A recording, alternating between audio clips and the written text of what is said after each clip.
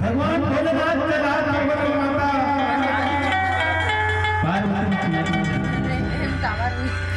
बड़ा ध्यान लगा के पार्वती बोले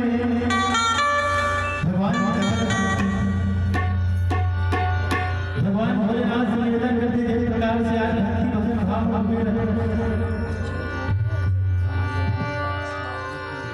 भाव में तुम कुछ सुना दे तो पूरे जीवन के कल्याण हो जय हो। ये गीता का बिल्कुल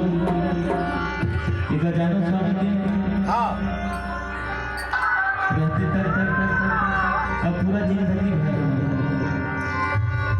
गीत सुनने पर आपका एक बार भोलेनाथ के नाम से ताली जयकारा हो जाए।